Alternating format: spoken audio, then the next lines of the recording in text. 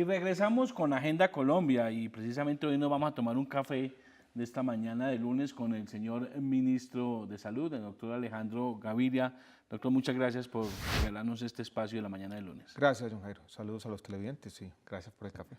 Bueno, ministro, la semana anterior usted con el presidente hizo un anuncio muy importante en torno a la cobertura en el tema de salud de los jóvenes.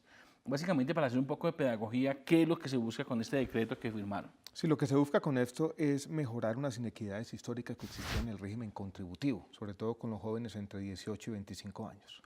Hoy en día solo tenían cobertura aquellos que están en la universidad. Los otros que no pueden estudiar por alguna razón estaban desprotegidos completamente. Sí. Incluso aquellos que estaban en la universidad tenían muchas veces baches en las coberturas porque no aparecían en las bases de datos, había un montón de procesos engorrosos, burocráticos.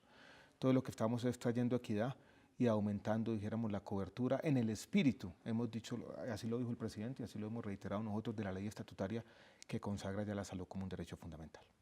¿Qué pasa entonces con un joven que está en la universidad, cumplió 19, 20 años, no está trabajando? Lo que venía sucediendo era que no podía ser parte del sistema de salud. No, lo contrario, si la persona estaba en la universidad, sí estaba cubierta en teoría. Estaba cubierta en teoría, pero lo que se hacía era, se hacía un cruce de las bases de datos del sistema de salud con las bases de datos del Ministerio de Educación. Muchas veces no aparecían las personas ahí y esa persona quedaba desprotegida.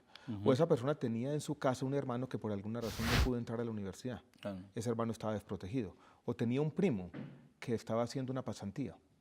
O estaba, dijéramos, en el último año de Derecho haciendo la judicatura, que no, la judicatura no tiene vínculo laboral. O sea, no estaba ni cotizando y no estaba formalmente en una universidad, estaba completamente desprotegido. O hablábamos ahora con los funcionarios del ministerio, una persona de 20, 21 años que tiene una enfermedad grave, por ejemplo, un joven enfermo con leucemia, tiene que salirse de la universidad, queda completamente desprotegido, claro. Que es trágico. Seguramente habría una tutela, un proceso engorroso, eso llevaba a que la enfermedad se agrave. Ese es el tipo de cosas que queremos cambiar y la vamos a cambiar completamente. ¿Cuántos jóvenes se pueden estar beneficiando? ¿De qué número podemos estar hablando inicialmente con este decreto? Yo creo que la aritmética es sencilla, John Jairo. En ese grupo etario, 18-25, tenemos aproximadamente 3 millones de personas en Colombia, en el régimen contributivo la mitad. Todos ellos son potenciales beneficiarios porque incluso quienes están en la universidad podrían por alguna razón burocrática verse afectados. Entonces estamos hablando de 1,5 millones de personas, pero en particular quienes están sus padres están en el régimen contributivo y no están estudiando en un programa formal en la universidad, son entre 300.000 y 400.000 personas que son los beneficiarios más directos. ¿Eso tiene que tener un costo o no? ¿O cómo se está financiando? Porque de todas formas más personas en el sistema tiene un costo. Esto no tiene un costo para el presupuesto general de la Nación, no son recursos públicos, pero tiene un costo, dijéramos, para los recursos del Sistema General de Seguridad Social en salud. Las cifras muestran que esto puede ascender entre 90 y 100.000 millones de pesos al año, no es un costo muy grande. Para que los televidentes tengan un contexto, en la subcuenta de compensación del FOSIGA, donde se financian estos, son aproximadamente 12 billones de pesos anuales. No hay un costo muy grande, hay unos grandes beneficios sociales, una gran tasa de retorno social, podríamos decirlo de esa manera. Eso sin duda. Esto obedece y estos decretos ya que ustedes vienen anunciando y que seguramente se van a seguir anunciando en los próximos días, obedece a la decisión de la Corte de darle vía libre a esta ley estatutaria que ustedes han dicho. Con esto hemos hecho mucho en materia de las reformas, a pesar de que se hundió una reforma ordinaria en el Congreso, porque la gente sí dice, bueno, si esto lo están haciendo ahora, ¿por qué no se hacía antes? Sí, yo creo, devolviendo un poquito, John Jairo, para hacer pedagogía, porque se dice mucho que no hay reforma a la salud, que se cayó la reforma a la salud. Yo creo que para los televidentes y para todos es importante decir, se aprobaron en los últimos 4 años 3 leyes sobre la salud. La ley 1438, que entre otras cosas instituyó el giro directo que ha sido la salvación para los hospitales, en particular para los hospitales públicos. La ley 1608, que es una ley, dijéramos, financiera que nos ha permitido, entre otras cosas, la compra de cartera. Y esta es la ley estatutaria, que consagra la salud como un derecho fundamental, acerca la jurisprudencia y las normas legales. Y como usted bien lo dice, estamos haciendo esto porque estamos actuando en el espíritu de esa reforma. En materia de decretos o de normas, digamos, ¿qué más viene en el tema de salud? Porque bien se ha dicho, y lo ha dicho el presidente, lo ha dicho usted en reiteradas ocasiones, pues lo que veníamos era de una situación muy caótica. ¿Qué más viene para terminar de arreglar la casa en materia de salud? Sí, hemos venido mejorando. Yo quisiera, antes de decirle qué viene, hacer un pequeño recuento, no muy grande, pero un pequeño recuento de lo que se ha hecho. Tenemos ya casi la cobertura universal. Hemos igualado los planes de beneficio entre los regímenes subsidiado y contributivo. Hemos ampliado integralmente el plan de beneficios, incorporando 183 medicamentos, procedimientos, dispositivos, dijéramos, a ese plan de beneficios. No se había actualizado integralmente el POS en 20 años, se hizo por primera vez en estos últimos 4 años. Controlamos los precios de los medicamentos, tenemos importantes avances en salud pública. Usted sabe que Colombia es el primer país de las Américas en erradicar el sarampión y la rubiola y la rubiola congénita. Entonces tenemos una serie de logros que los hago este recuento porque no siempre son reconocidos. Para cerrar, con broche de oro, por decirlo de alguna manera, tenemos 3 o 4 decretos. Uno muy importante que va en el espíritu de este. Uno puede ver este decreto como un anticipo de ese otro decreto. Vamos a hacer una revolución en las normas de afiliación al sistema, con grandes beneficios para los colombianos. Por ejemplo, hoy tenemos niños que por alguna razón no tienen sus padres, viven con sus abuelos y no pueden ser beneficiarios. Nietos que no pueden ser beneficiarios de los abuelos en ausencia de los padres. Eso lo vamos a corregir. Eso también da lugar a tutelas, ¿no? Y es un problema grande. Sobrinos que no pueden ser beneficiarios de sus tíos en ausencia de los padres. Entonces vamos a ampliar el grupo de familiar cuando sea relevante. Vamos a mejorar las normas que tienen que ver con las licencias de maternidad, que tienen que ver con las incapacidades de enfermedad general. Estamos viendo cómo vamos a tratar un tema que es muy importante ahora que la salud es un derecho fundamental. ¿Qué pasa con una persona que tiene un empleo? Pierde su empleo momentáneamente. Su puntaje del CISBEN no le permite ir al régimen subsidiado, queda desprotegido completamente. Entonces vamos a ver cómo le podemos garantizar la protección financiera, esto es el aseguramiento al cesante.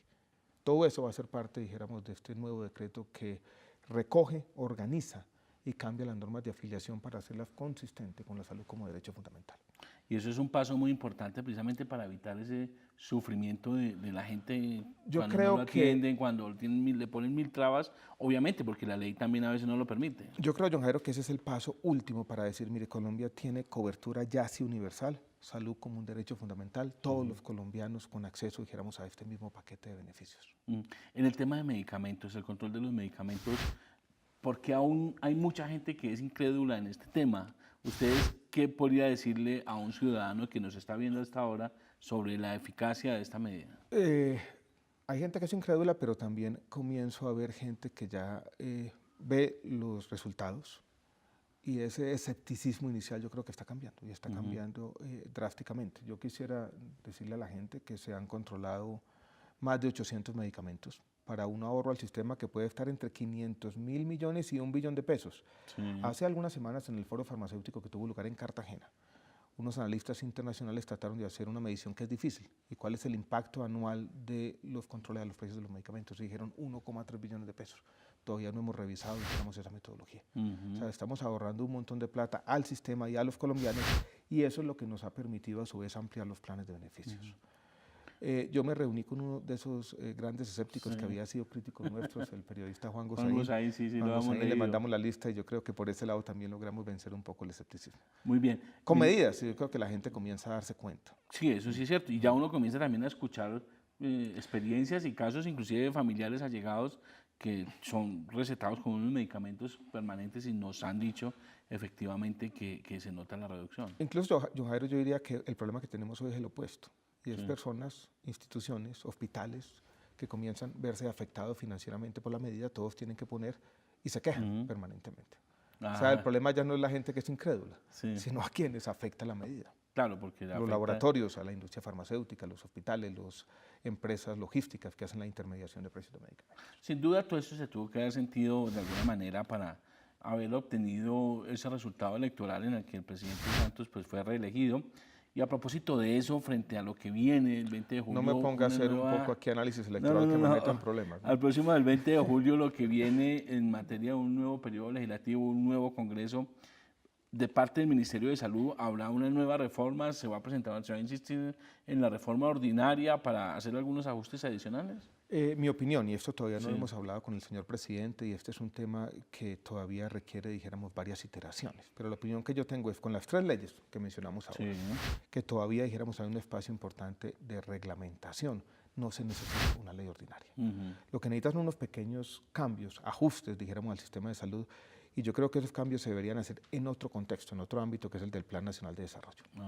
Incluirlo dentro del plan. Incluirlo dentro del plan, digamos, la creación de esta entidad nueva Salud Mía que quiere reformar y modernizar el FOSIGA, la creación de una nueva entidad que nos permita lidiar con la crisis financiera, de un fondo de garantías para el sector salud. Sí. Esas dos nuevas entidades, yo creo que eso podría estar en el plan de desarrollo. Y el tema que estaba pendiente de la transformación de las EPS, ya no como una entidad simplemente que capta recursos o se vuelve intermediaria de recursos y servicios, sino unas gestoras donde iban a estar medidas es por su calidad del servicio. Eso lo podemos hacer vía decretos. Estamos incluso viendo unos nuevos mecanismos de pago por desempeño.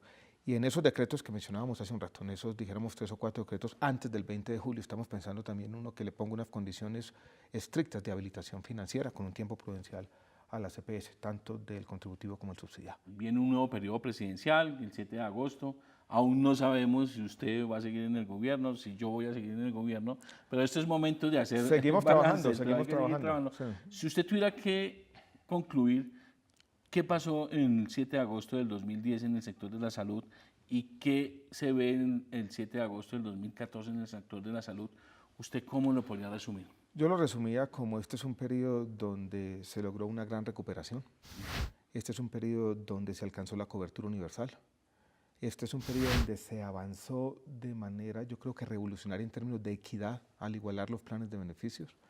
Este es un periodo donde se corrigieron aberraciones y errores y abusos históricos con el tema de control de precios de medicamentos.